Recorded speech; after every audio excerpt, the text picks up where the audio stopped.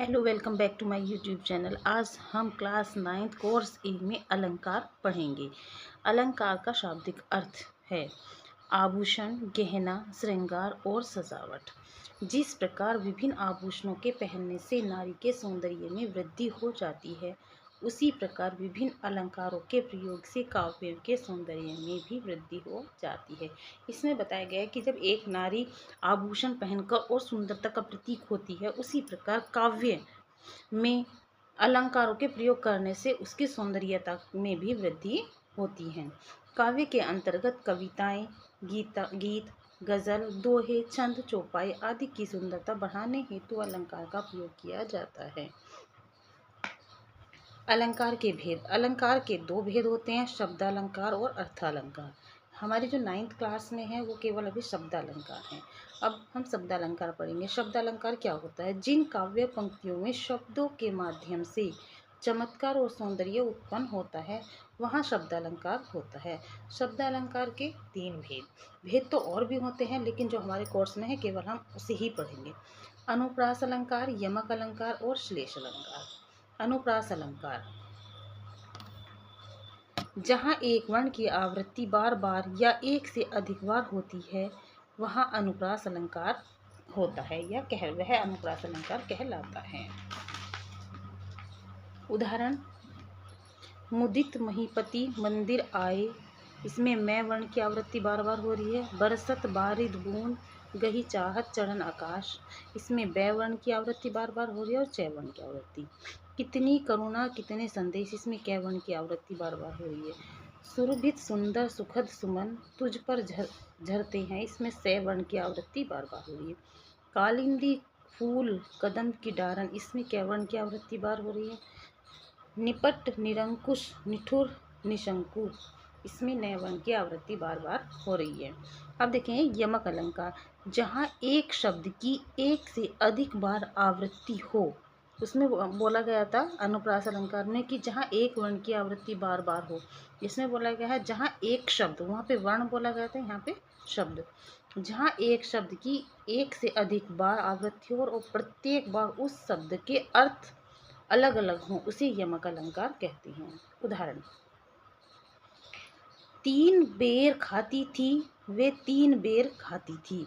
इसमें देखो, इसमें बेर 2 बार आया है, लेकिन एक बेर का अर्थ होता है बार या चांस, क्रम, और एक बेर होता है फ्रूट्स, जो फल होता है। प्रस्तुत काव्य पंक्ति में पहले बेर शब्द का अर्थ है बार या क्रम, दूसरे बेर शब्द का अर्थ है बेर, फल।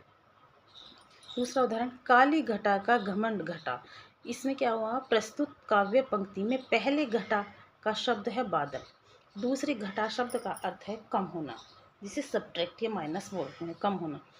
रति रति शोभा, सब रति के शरीर की, पहले रति रति का अर्थ संपूर्ण या पूरा, तथा दूसरी रति शब्द का अर्थ कामदेव की पत्नी का नाम भी रति था, तो इसमें कामदेव की पत्नी का नाम दिया गया है। चौथा उदाहरण है: जेते तुम तारे, तेते नभ में न तारे हैं। यहाँ पहले तारे का अर्थ उद्धार है, उद्धार करना, और दूसरे तारे का अर्थ है नक्षत्र या तारे। श्लेष अलंकार, जब कोई शब्द एक बार प्रयुक्त हो किंतु उस शब्द के कई अलग अलग अर्थ हों, तो वहाँ श्लेष अलंकार होता है। देखो, पहले वाला जो अनुप्रास अलंकार था, उसमें बोला गया था जहाँ एक वर्ण की आवृत्ति बार बार हो, वहाँ अनुप्रास अलंकार होता है। दूसरा पढ़ा था हमने, जहाँ यमक अलंकार है दूसरा, जहाँ एक शब्द एक से अधिक बार आए और प्रत्येक बार उस शब्द का अर्थ अलग अलग हो, वहाँ पर यमक अलंकार होता है। तीसरा है श्लेष अलंकार, इसमें है जब कोई शब्द एक बार प्रयुक्त हो किंतु उसी शब्द के अनेक अर्थ हों, वहाँ पर श्लेष अलंकार होता है। और श्लेष का अर्थ होता है चिपकना, मतलब एक ही शब्द से बहुत सारे शब्द चिपके होना। रहीमन पानी राखिए, बिन पानी सब सून, पानी गए न उबरे, मोती मानुस चून। इसमें देखो पानी पानी पानी, लेकिन हर पानी का अपना अपना मीनिंग बना हुआ है इसमें। प्रस्तुत पंक्तियों में पानी शब्द के साथ उसके 3 अर्थ चिपके हुए हैं।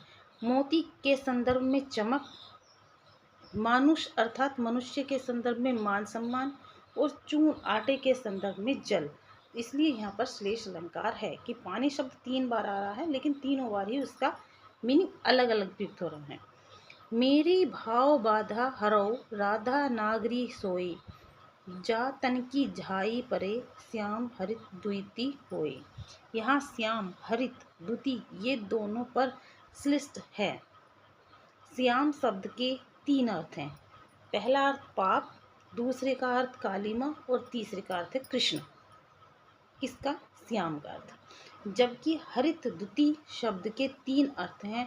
पहले का हर लिए जाते हैं, दूसरा है शोभा नजर हो जाती है, और तीसरा हरे भरे प्रसन्न और हरे रंग के। थर्ड एग्जाम्पल है हमारा मधुबन की छाती।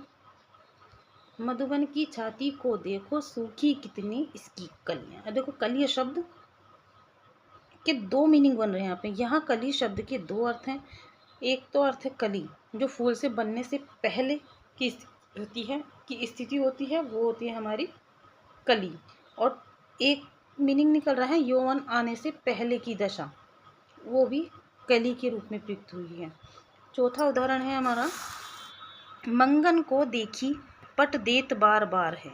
यहाँ पट के 2 अर्थ हैं। पहले अर्थ है वस्त्र और दूसरा अर्थ है दरवाजा। अब नेक्स्ट देखें। ये वीडियो यहाँ तक की है। अच्छी लगी तो लाइक शेयर सब्सक्राइब कर देना। थैंक यू, धन्यवाद।